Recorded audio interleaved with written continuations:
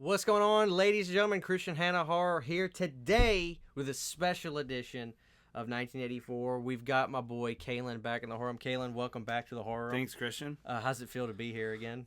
Feels great. Horror room looks good. Local horror fan here.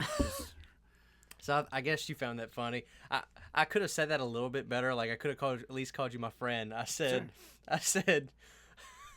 my local a local horror fan. Whatever. I'm here. I played it back and I was like, that's good enough. I don't need to fix that. Okay, so obviously Caylan's here. You guys are getting two lists, and what's going to be interesting about this is, I never told you this, but we're going to see who they agree with more. Okay. So at the end of this video, when you guys drop your comments, and obviously give me your top 5 for 84, because that's what I love. That's the reason I do this, is being able to see your guys' top 5. Start your comments with Team Caylan, Caylan, or Team Christian, and then give your list. Even if it's not the same exact list, which it probably won't be, who's you liked more. So for number 5, I'm gonna let you start off, Caylan. Okay. For your number 5 on this list, And this is 1984. 84. All right, my top 5. Number 5 would be The Toxic Avenger. The Toxic Avenger. That's a Trauma classic. Grew up loving everything Trauma from just watching a lot of TV after my bedtime. Yeah. Yeah. So you're a big Trauma fan. I like the Trauma. It's silly. I know it's an acquired taste. And when we were kids, we had a cartoon that came out that I liked a lot. And that probably hooked me a little bit more. Which was a Toxic Crusader. Toxic Crusaders. Because Avenger just is not a good word for kids, I guess. I don't know. They just they thought that they needed to be different. Yeah. So there you have it, guys. That's Caylan's top 5 with the Toxic Avenger, not Crusader. I wanted to say Crusader. Toxic Avenger. So for my number 5, I'm actually going to come in with Chud. You know, I picked up the Arrow at Chud, I'd say 6-7 months ago, and I had the old DVD of it. I used to get in those big Walmart bins when Walmart was cool, and they would have like really low-budget horror movies in those 5-packs. That's the first time I got Chud, watched it, and I didn't like it, but the transfer was so bad. It literally looks like they pulled a VHS copy out of a closet and put it on this DVD. But the Arrow that I have over there, watched it changed the whole movie for me. And I could be wrong, but was the dad from Home Alone in that movie? I believe so. And 6 Degrees Separation. So I love Chud. I thought the creatures are cool. I love the opening of the movie. So Chud's... And it stood for what? Cannibalistic, I don't remember. Humanoid underground dwellers? Probably. Something like that. It was very stretched out. So that's it. So that's my number 5 with Chud. Go ahead with your number 4. My number 4 is going to be Stephen King's Children of the Corn. Children of the Corn. What do you like about Children of the Corn? Oh, it was just creepy. Kids, like just possessed kids in cornfields. I don't know. Just did it for me. Malachi. It creeped me out. Yeah, and we had the great Linda Hamilton. Yeah, great actors. Just good movie. Yeah, it's funny, real quick. I was watching Terminator 2 this morning, and I remember watching. This is not a knock to Linda, because I think she's beautiful, talented, and everything. And I was just like, God, they really roughed her up in Terminator 2, because I watched her in Children of the Corn. I was like, she is beautiful in this. And then I watched Terminator 2, and I'm like, she looks so she's tough. Jacked and tough. I was like, what happened? But it makes sense. All right, so for my number 4, guys, I'm going to come in with a movie that was recommended to me when I was getting into some Scream Factory Blu-rays. That's Night of the Comet. Dude, I love Night of the Comet. It's a great little horror movie from 84. Once again, this is why I love company like Scream Factory, because I don't hear... Night of the Comet, it was just not a movie that you're going to find at Walmart, you know? So when Scream Factory takes some of these classic movies that you never really got to hear much about, especially just being a casual horror fan, it's great. So if you haven't checked out Night of the Comet, seen it. I'll have to let you guys that. That's a great little movie. So I'll keep it short and sweet at that. So that's my number 4 is Night of the Comet. Go ahead with your number 3. My number 3 is going to be Silent Night, Deadly Night. The Santa Slayer, huh? Santa Slayer. And we just got our Silent Night, Deadly Night right there, the little NECA. He's great. And for me, I love that movie in particular because it was a horror Christmas movie, which you don't see a lot of that, and it was a lot of controversy when it first came out because they were portraying the Santa Claus character in this maniac slasher role, but it did so good. It actually came out when Nightmare on Elm Street came out. And Right. Yeah, maybe you remember some of this. I remember watching documentaries about slasher movies, and there was a part where they showed parents protesting the movie, pulling it from theaters. oh yeah, And I also saw on Facebook some guy, I don't remember who it was. It's not important, but was saying that was actually a plot to get the people to want to go see the movie. But from what I read, they legitimately did pull it from theaters. So that can't be true, because if that's true, to make people want to go see the movie, why would they literally have it pulled from theaters? I think parents really just didn't want their kids to know that Santa could be a killer, you know? Yeah. So but it ended up creating a lot of buzz for the movie. absolutely. So yeah.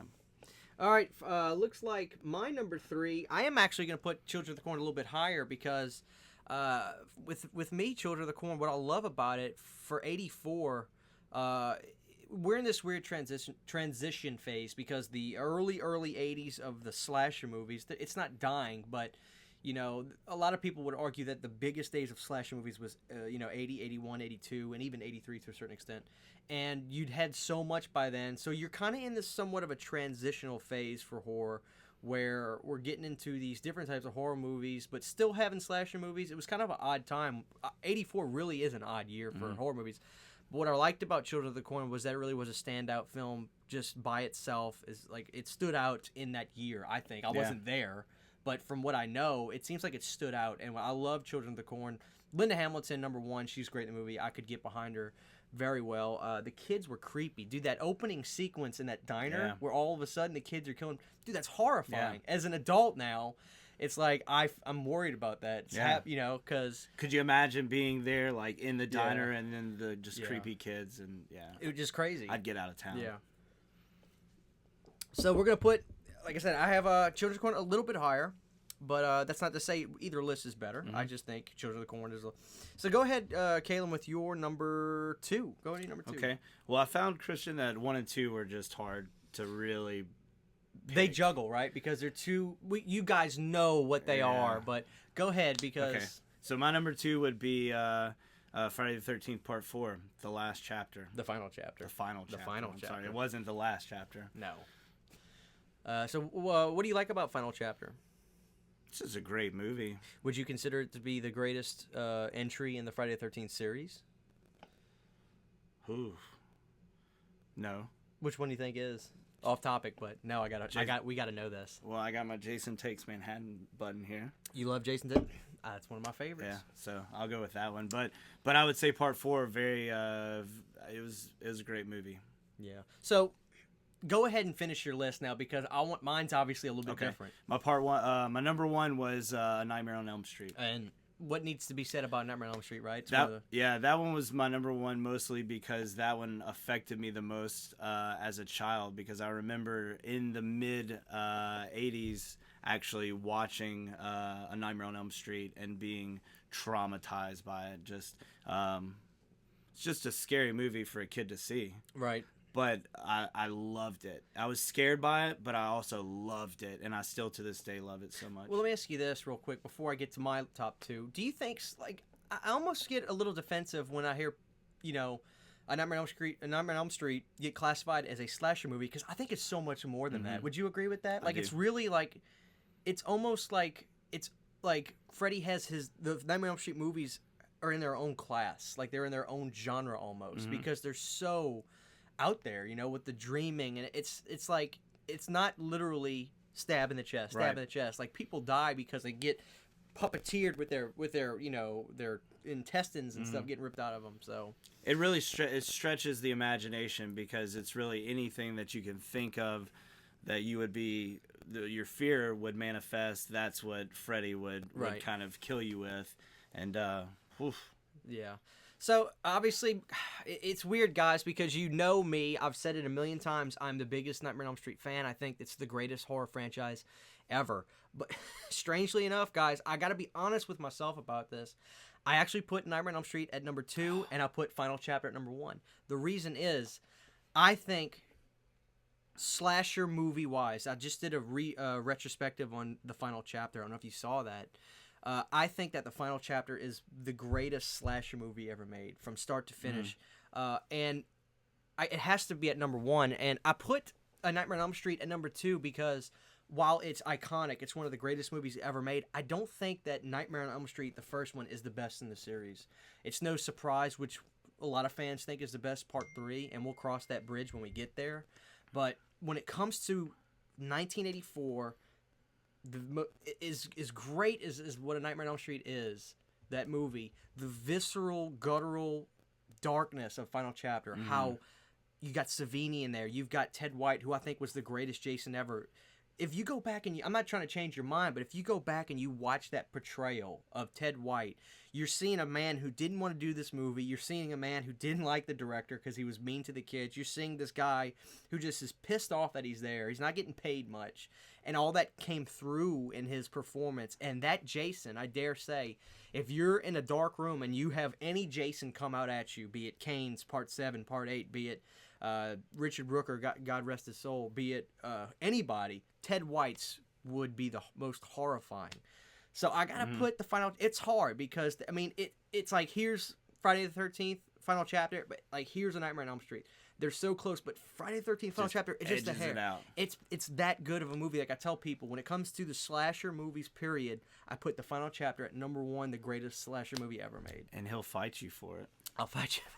But hey, great list nonetheless, and my phone's going off, but this was awesome. 84 was a tough year. It actually, you know. I think either way, I think we can both agree that Nightmare on Elm Street or Friday the 13th Part 4, they both made a huge impact in 1984. And I think both franchises were able to hold up to where, I mean, we're still loving these movies today. And arguably, even more so than Halloween, let's be honest, whether it be because there's so many licensing issues with Halloween, if you go to a store during Halloween time, you're going to see you either see stuff with either Friday the 13th plastered on it or Freddy Krueger plastered on it. More than anything, honestly, you're not going to see as much Halloween stuff, and that's no disrespect.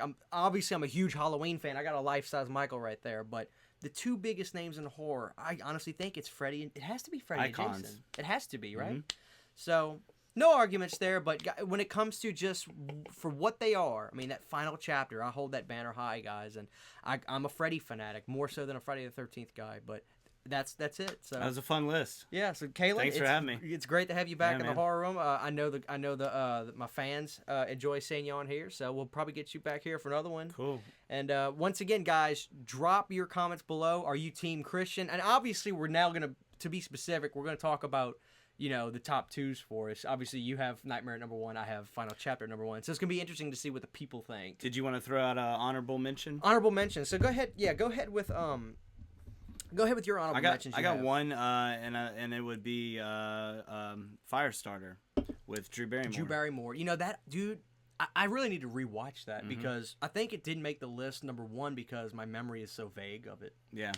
But and I believe, was that a Stephen King? It was. It was Stephen. Yeah. God, Stephen King in that early '80s, he was all over the place. And a baby Drew Barrymore. Yeah. And for the record, Caylan did have Chud on his honorable mention, so you're obviously a Chud fan. Chud fan. I actually like Chud 2 better. Chud 2 better. Yeah. So, and it looks like for me on my honorable mentions, I don't remember if I had any. I may not have. Just honestly, though, you know, Firestarter is one. There's a lot of good movies in '84. There's so many good movies, and I know you guys will supply them with me.